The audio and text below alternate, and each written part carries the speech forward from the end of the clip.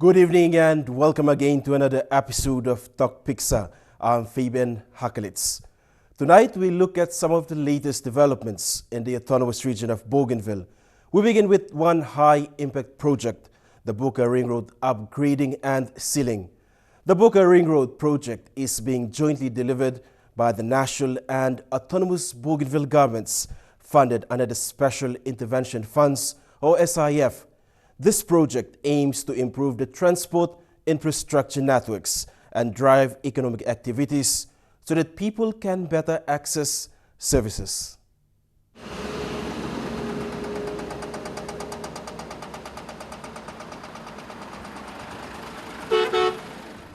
One of the latest developments on Buka Island is the improvement of the road infrastructure network that is aimed to improve economic activities. The Buka Ring Road, named after one of Bougainville's legends, John Thayerson, is undergoing a major upgrade and sealing. It's an exciting project and an eye-opener for locals because for far too long, negligence by political bureaucrats has stripped their rights away from accessing better road linking services. Since the establishment of the Program Management Unit, a project delivery mechanism of the national government with the Autonomous Bougainville government, at least people have experienced change, taking part in the developmental activities. The project is funded under the Special Intervention Funds, or SIF, as part of the restoration and development of services in the Autonomous Region of Bougainville. Bougainville has a special case because of the civil war in the then North Solomons province, housing what was infamously known as the Panguna mine, one of the world's largest open cut mines. And we are going through the first 5 kilometers. EMTV visited this high-impact project with the Buka Provincial Works Manager David Toop, and according to him, the upgrade and sealing of this national road is delivered in phases.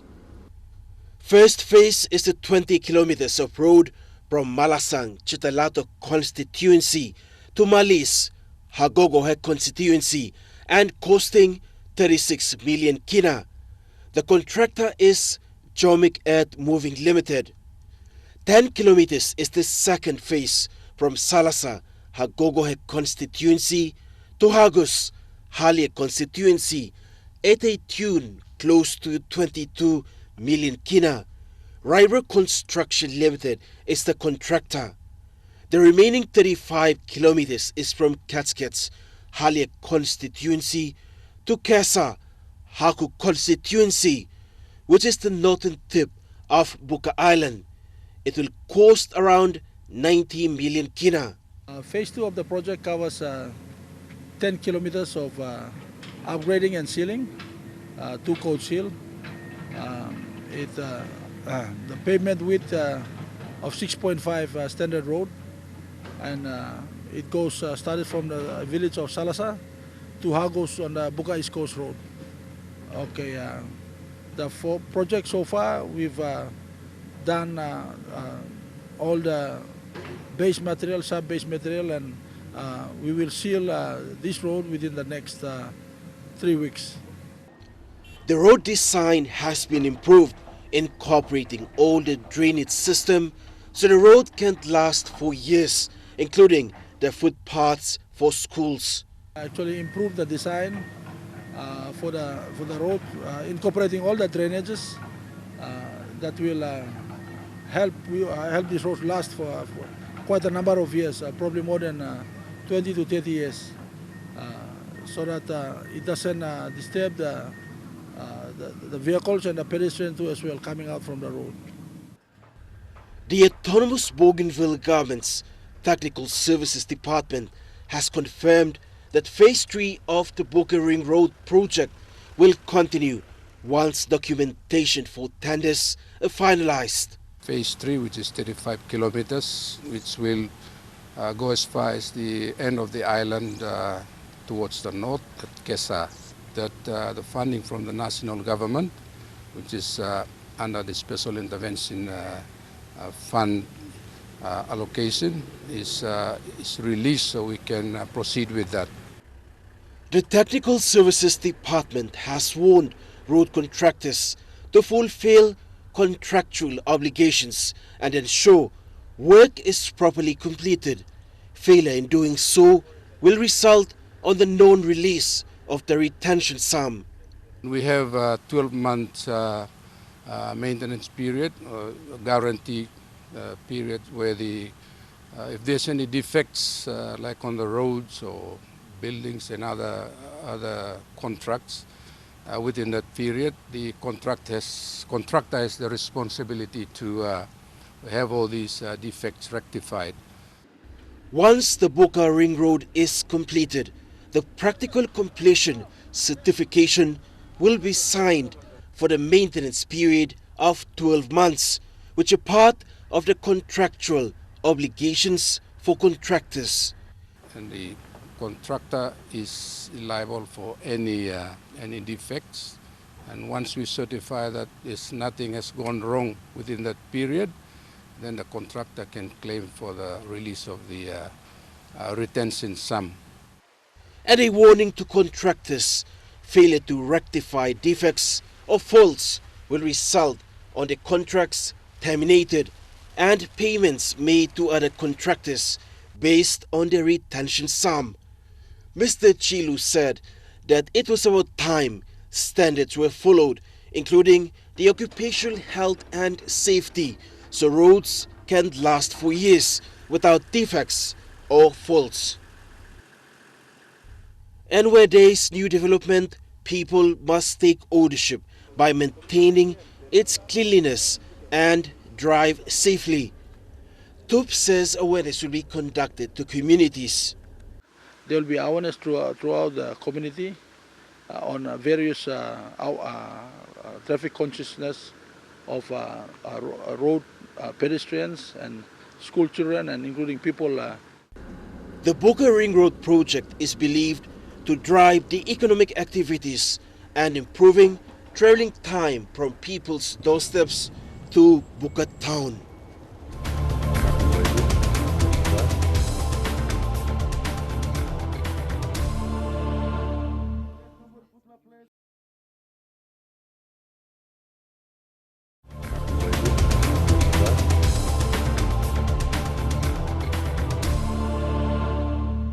Welcome back to Tok Piksa. The civil war on Bougainville caused massive destruction with many infrastructure destroyed. And after a successful peace negotiation, Bougainville went through a period of restoration. Services have been restored as part of the peace-building process on the once conflict island of Bougainville. Following that, a gazette allowed for the headquarters for the Dan North Solomons province be relocated to Buka. An institution that now oversees the management of this town is the Buka Urban Council, and the council has set a roadmap for Buka to become a tourism town. But before that, regular activities to make this a dream become a reality.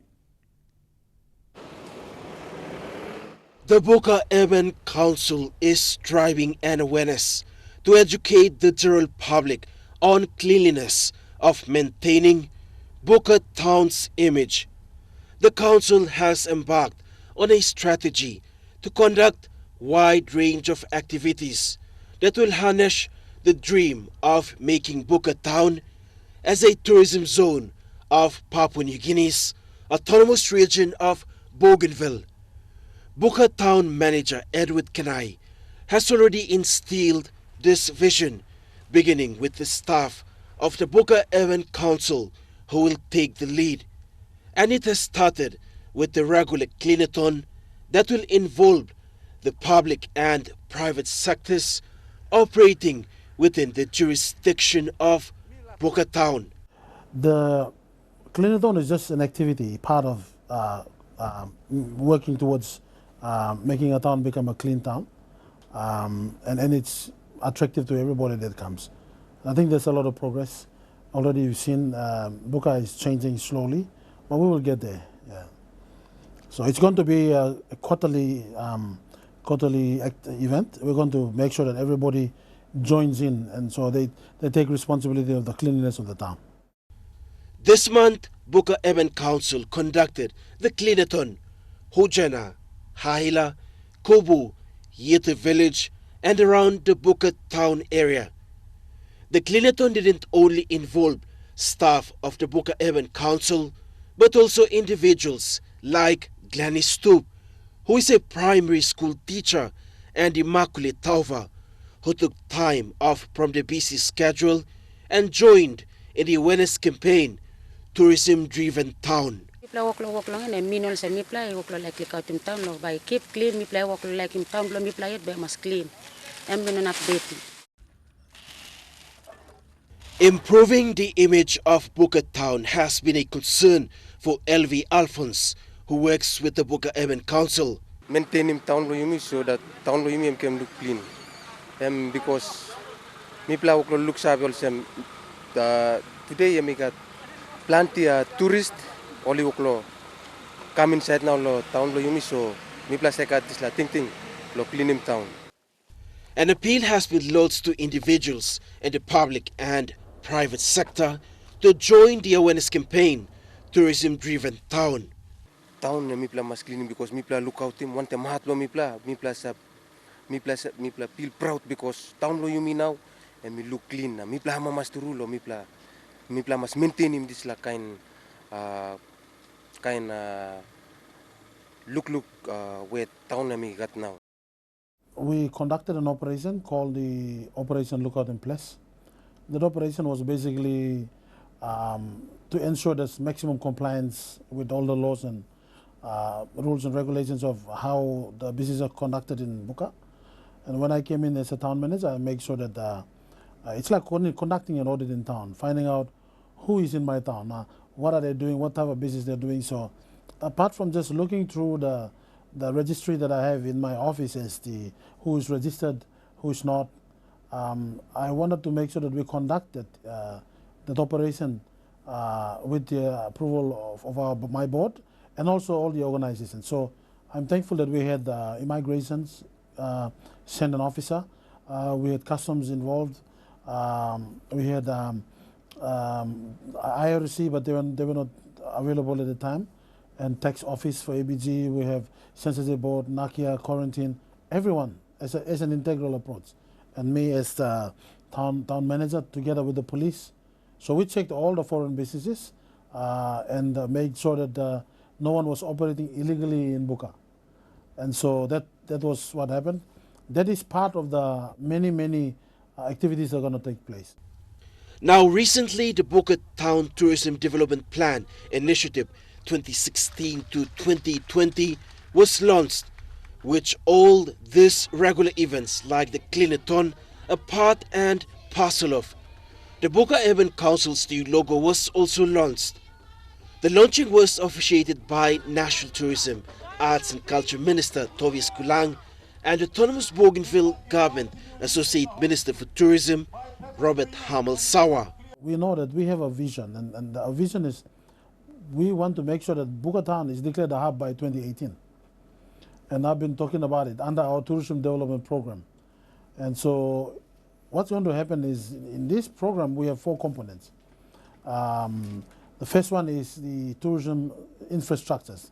That includes the buildings, the boat stop, the market, the roads, proper amusement park for the children, make sure that the sewage is there, sewage system is there, water supply is there, power is there, basic infrastructure that will become enable that industry to thrive in Buka Town, so that Buka can also be qualified to be called a tourism hub. In regards to what you talked about the building board, yes, the building board needs to be activated, and then they get in a building inspector to start inspecting. In fact, that's why there needs to be a rezoning, and under our urban development program, we will make sure that's done. Proper rezoning and also urban planning for the town plan has to be also done. I can say, Fabian, I think we need a big master plan, a master plan that captures the whole development of the town. But these programs that we are running, the tourism development program, waste management improvement program, the water and sanitation program, and the urban development program, these programs are actually these programs are actually designed to indirectly develop Buka Town. So in the tourism program, there is a tourism infrastructure component, which means that any infrastructure that will be built or developed for the sake of qualifying Buka Town to be a hub will indirectly be contributing to the development of the town.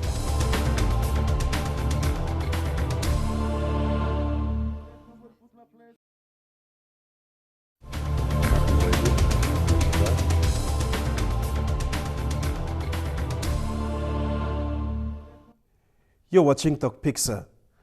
Now, sports have played an important role in the peace process in Bougainville as a unifying factor among conflict parties.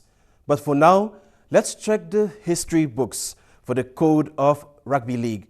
No wonder Papua New Guineans are die-hard fans of Rugby League, especially the NRL of Australia, as well as back home in our soil.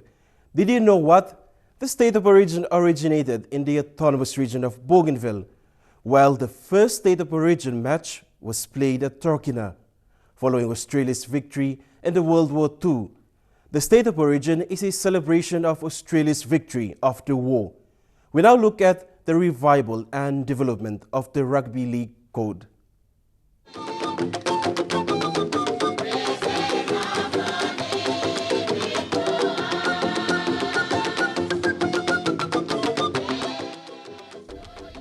Rugby League has been a popular sporting code since the good golden days of the Dan North Solomon's province.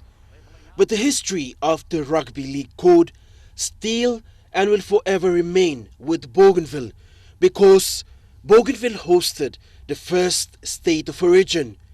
According to website www.bougainville24.com, the genesis of state of origin Rugby League lies in a muddy battle between Australian troops and the jungles of Bougainville in 1945.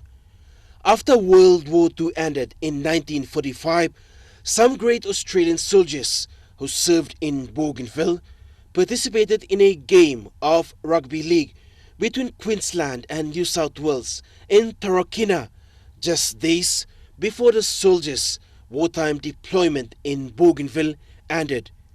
It comes as no shock to learn Queensland won both matches and as a result took possession of a trophy made from a cartridge from a 120mm dual-purpose gun used extensively by the Japanese Navy. The modern state of origin format officially began in 1982, and the crowd still roar with excitement, yet few know about the game's Bougainville connection.